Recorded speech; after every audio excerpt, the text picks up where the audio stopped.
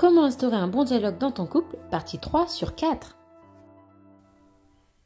Et moi, je connais d'ailleurs, comme tu dis, Rod 972, je connais énormément de personnes qui ont cumulé les conquêtes, non pas parce que c'était des connards et des salopes, mais parce que à chaque fois, ils y croyaient, et à chaque fois, merde, ils voulaient rien de sérieux, merde, ils me convenaient pas, voilà. Mais j'ai retenté, j'ai retenté. Donc il y a aussi ce profil-là. Hein, attention aussi de ne pas mettre tout le monde dans le même sac.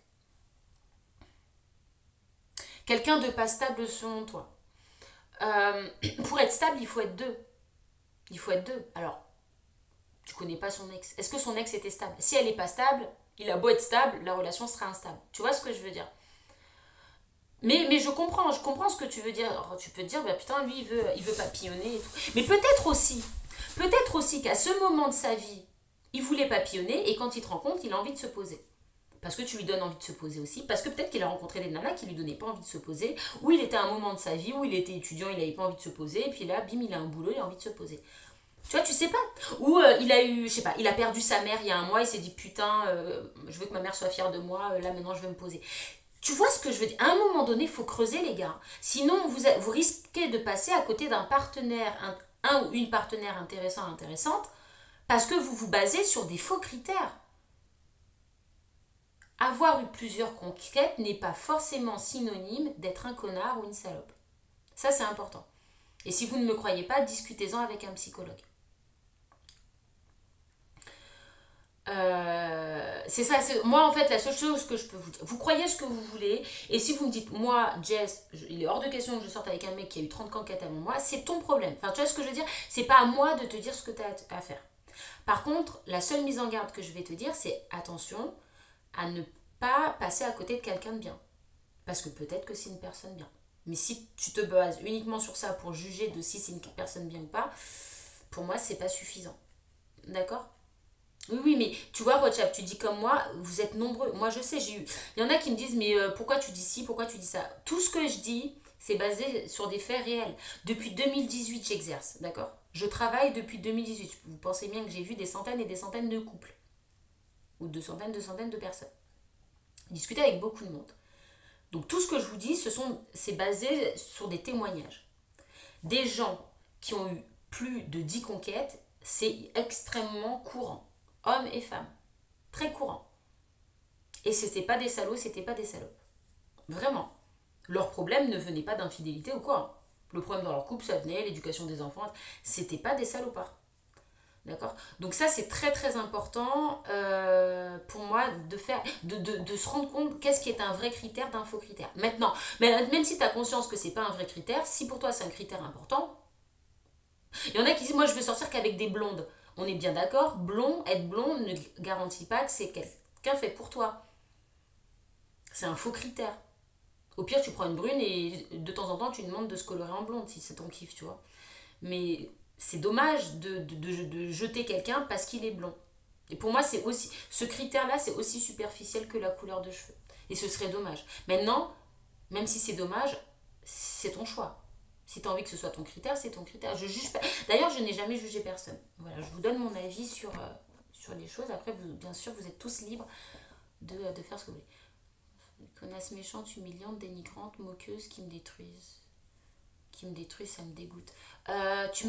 Tu dis que tu tombes que sur des connasses méchantes, humiliantes, dénigrantes, moqueuses, et ça te détruit. Alors, ce type de profil de femme, ça existe, bien sûr. Et tu me dis, ça te détruit, donc tu vois, honnête que je suis, tu prends pas rendez-vous avec moi, tu prends rendez-vous avec un psychologue ou un psychiatre pour te reconstruire, reprendre confiance en toi. Il pourra aussi t'aider à reconnaître ces connasses-là. Parce que si tu tombes que sur ça, c'est qu'à un moment donné, tu ne sais pas les reconnaître.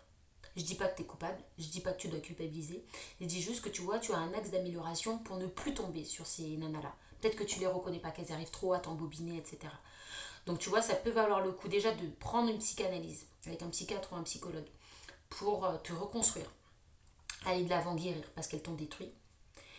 Et ma psy, elle s'est moquée de moi. Si ta psy se moque de toi, tu dois changer de psychologue, d'accord? On est d'accord? Moi, je me moquerai jamais de vous en commentaire. D'ailleurs, je vous crierai jamais dessus, je vous gronderai jamais dessus, je vous insulterai jamais. Les TikTok que je fais, c'est du divertissement, d'accord? C'est du show. Je fais ma showgirl. Mais quand on s'est au téléphone, je suis votre allié. Je suis votre allié, on est d'accord? Ton médecin doit être ton allié, ton diététicien doit être ton allié, ton psychologue doit être ton allié, d'accord? Ça existe qu'il y ait des mauvais professionnels, on change de professionnel, d'accord? Donc surtout, n'arrête pas d'aller voir un psy, juste tu changes. Elle t'a viré, nickel, tu n'y retournes pas, d'accord? C'est pas quelqu'un de bien. Après, bon, je sais pas comment toi tu t'es comporté pendant l'entretien, mais bon, on va partir du principe que tu t'es comporté de façon respectueuse. T'as une petite question, vas-y, je t'écoute.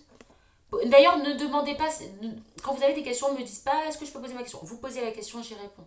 Et si j'ai pas répondu, c'est que je l'ai pas vu, donc tu renvoies. D'accord? N'hésitez pas, franchement, c'est libre, là, c'est free.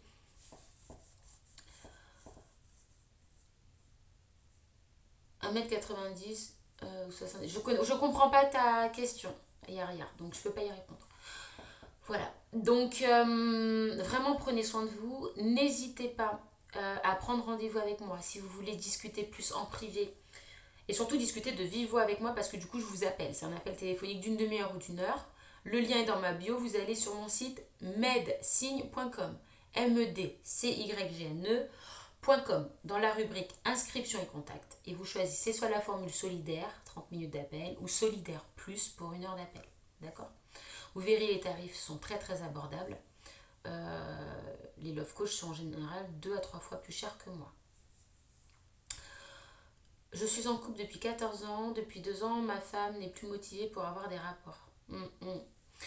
Est-ce que vous avez des enfants? 14 ans, vous avez peut-être des enfants. Réponds-moi, est-ce que vous avez des enfants? En tout cas, ça c'est un coup classique. D'ailleurs, il ne faut pas que tu te sentes seule. J'ai beaucoup de personnes qui me contactent par rapport à ça, qui prennent rendez-vous avec moi, on se parle. C'est très courant, surtout après avoir eu des enfants. Tu peux passer très longtemps ou avoir des rapports une fois tous les 6 mois, etc. Comme je vous disais, c'est le thème d'ailleurs de ce live, le dialogue.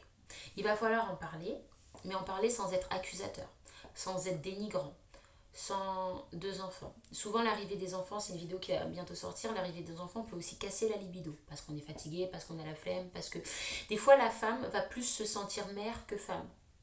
Et à un moment donné, c'est aussi l'aider à retrouver son côté femme, quoi. On n'est pas qu'une mère, on est aussi une femme. Donc il y a des moments où il faut se séparer de ses enfants et se concentrer sur soi, prendre soin de soi, faire des soins du corps, aller faire à la manicure. Est-ce qu'elle prend soin d'elle? Est-ce qu'elle va chez le coiffeur? Est-ce qu'elle se fait faire à la manicure toute seule ou chez une prothésiste angulaire? Tu vois, elle en est où par rapport au fait de prendre soin d'elle? Prendre soin de soi, c'est se réapproprier son corps, c'est redevenir femme aussi. Et c'est aussi valable pour les hommes. De ne pas se laisser aller. La garde-robe, est-ce qu'elle renouvelle sa garde-robe? Est-ce qu'elle est coquette? Fort à parier que la réponse serait non. Mais j'attends ta réponse parce que ça peut aussi être oui. Ensuite, se séparer des enfants. Si vous avez toujours les enfants dans les pattes, il y aura toujours l'alerte là. Tu seras toujours en hypervigilance. Tu sais, quand bébé était tout petit, que tu étais toujours là à surveiller, il n'était pas en train de s'étouffer pendant son sommeil. Tu es toujours un peu en hypervigilance. C'est aussi l'instinct paternel et l'instinct maternel de protection. Tu as du mal à discuter, tu vois. Donc ça, c'est aussi un problème de dialogue. Ce qui peut être intéressant, c'est peut-être prendre rendez-vous avec moi, toi tout seul, ou alors vous deux, aller voir un conseiller conjugal ou un sexologue. Je pense que le plus intéressant, ce serait un sexologue dans ton cas. Voilà, il faut qu'elle retrouve sa place de femme, et toi que tu sois désirable aussi, que tu arrives à lui donner envie, à varier, à être plus entreprenant peut-être. Et puis lui dire que tu la désires, que tu as envie d'elle, etc. Il va falloir oser dire aussi. Et si tu n'oses pas dire, des petits textos, des sextos comme on dit, voilà. Une petite photo de toi sexy, sans être vulgaire, tu vois, un entre-deux, pour refaire monter le désir aussi. Il faut que tu la reséduises et qu'elle apprenne à te reséduire. Voilà. C'est possible. Il faut se relever aussi de la parentalité. Maternité, parentalité, c'est pas évident. C'est une sacrée épreuve dans un couple. Et j'espère que tu es resté fidèle, parce que 2 ans c'est long. Et si tu es resté fidèle, c'est beau. C'est une preuve aussi d'amour. Mais il n'y a pas de raison que tu restes dans ta souffrance et dans ta frustration. D'accord? Surtout si avant il y avait contact. C'est pas comme si dès le départ elle t'a dit attends, moi j'aime pas trop ça. Il y en a qui n'aiment pas ça. Mais si avant c'était présent, On va pas te faire croire que ça va être présent toute ta vie et puis finalement, t'as plus rien jusqu'à la fin de ta vie, d'accord? Donc il va falloir en discuter, ça reste quand même très important, les relations intimes dans un couple. C'est ce que j'expliquais dans ma vidéo épinglée qui a fait beaucoup de bruit, là, à presque 1 million de vues, où j'explique que si ton mec, tu rigoles, tu fais des sorties avec lui, mais il n'y a pas de câlin, c'est ton meilleur pote, c'est plus ton homme. Qu'est-ce qui va différencier un meilleur pote de ton homme? C'est qu'en plus de tout ça, il y a le câlin. Donc ça, c'est très important, sauf dans les couples où il n'y a pas de sexualité, qui sont très heureux comme ça. Alex Hitchen, c'est pas le black. Non, si c'est un black. Alex Hitchen, c'est pas un black. C'est pas le black là. Dites-moi, est-ce que c'est le noir là qui te montre comment draguer dans la rue, des trucs. J'ai vu des vidéos d'un mec, je me rappelle plus s'il s'appelle Alex Hitchen. Si elle n'est pas jaloux quand je vois ma meilleure amie. Avec le travail et mes enfants, c'est pas facile d'aller voir d'autres femmes. Ouais, t'as pas le temps. Bon, ouais, j'espère que t'es pas fidèle juste parce que t'as pas le temps. Il faut pas être infidèle, c'est pas bien, ça va lui faire beaucoup de mal. C'est le black, oui, c'est lui, je l'aime pas du tout. J'aime pas du tout parce que je trouve que il prône beaucoup l'image, je trouve, de la femme objet, facile à avoir. Le mec, d'ailleurs, lui-même, il véhicule une mauvaise image sur les hommes. L'homme dragueur, séducteur à outrance, qui manipule la femme pour la séduire. La séduction, c'est une phase de manipulation, mais il ne faut pas être dans le mensonge. Lui, il va sortir des disquettes aux filles pour les draguer. Je trouve ça malhonnête. Donc tout ce qu'il véhicule, je trouve que c'est très très malhonnête. Et j'ose espérer que vous m'assimilez pas à lui parce que moi j'ai quand même des valeurs un petit peu plus élevées que lui.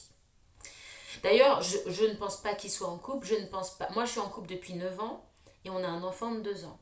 Je prône quand même l'image d'une famille stable. Je ne suis pas dans l'instabilité. Moi je trouve qu'il prône des valeurs d'instabilité, d'accord, de cumul de conquêtes, plus. Voilà l'image. Après, moi j'ai regardé, je crois, une dizaine de vidéos de TikTok de lui. Donc après, je le connais pas plus que ça. Mais le peu que j'ai vu, c'est l'image qu'il m'a renvoyée. Et si je renvoie cette même image,